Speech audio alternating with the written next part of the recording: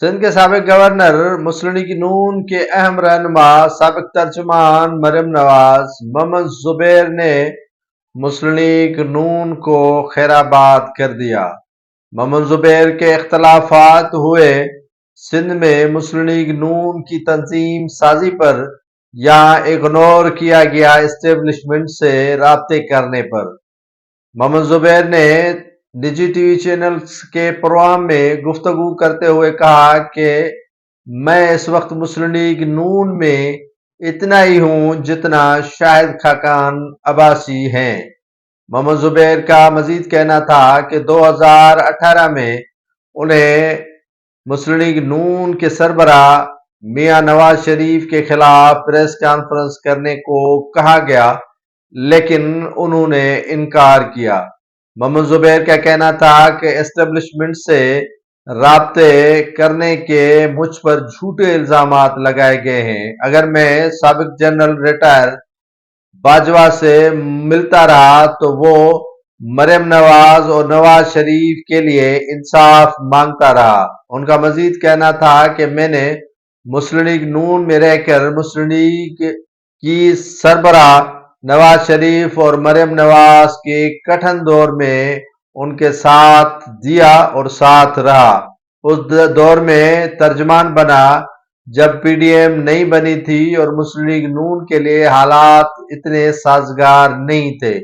محمد زبیر نے کہا کہ میرے خلاف سازشیں کی گئیں اور میں مسلم لیگ نون کے ساتھ کھڑا رہا لیکن پتہ نہیں کہ مسلم لیگ نون کی قیادت نے انہیں اگنور کرنا شروع کر دیا۔ محمد زبیر کا مزید کہنا تھا کہ وہ مسلم لیگ نون میں اتنا ہی ہیں جتنے شاہد خاقان عباسی و دیگر جو پارٹی سے کنارہ کش رہنما ہیں اتنا ہی ہے۔ ان کا مزید کہنا تھا کہ میرے اسٹیبلشمنٹ سے کوئی روابط نہیں ہے، میں صرف نواز شریف اور مریم نواز کے لیے انصاف مانگنے کے لیے گیا تھا جنرل باجوہ کے پاس۔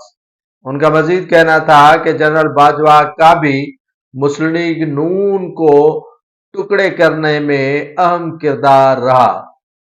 محمد زبیر کا کہنا تھا کہ مسلم لیگ نون کے پاس ووٹ کو عزت دو کا بیانیہ کافی تھا، اس سے آگے ان کو نہیں جانا چاہیے تھا اور اسٹیبلشمنٹ کے پاس جانے کی مسلم لیگ نون کو ضرورت نہیں تھی۔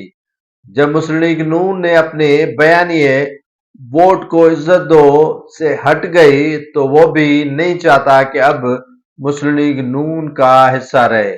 ان کا مزید کہنا تھا کہ میرے ساتھ سندھ میں تنظیم سازی اور دیگر معاملات پر کوئی مشاورت نہیں کی۔ جو بھی قیادت یہاں سندھ کے دورے پر آتی ہے تو انہیں مدعو ہی نہیں کیا جاتا تھا، تو میں بھلا کیوں بغیر دعوت کے چلا جاؤں۔ ان کا کہنا تھا کہ بیگانی شادی عبداللہ دیوانہ تو نہیں بن سکتا، تو مسلم لیگ نون کی قیادت کے ساتھ اب دوریاں اتنی بڑھ چکی ہیں کہ سمٹ نہیں سکتی۔ مسلم لیگ نون میں جتنا عرصہ میں رہا وہ کافی تھا اور اس دور میں رہا جب مسلم لیگ نون کو سبھی خیرآباد کر کے جانے والے تھے، تو میں مسلم لیگ نون کے ساتھ ہی رہا اور ترجمان رہا مسلم لیگ نون کا اور میڈیا میں میرا اہم کردار رہا۔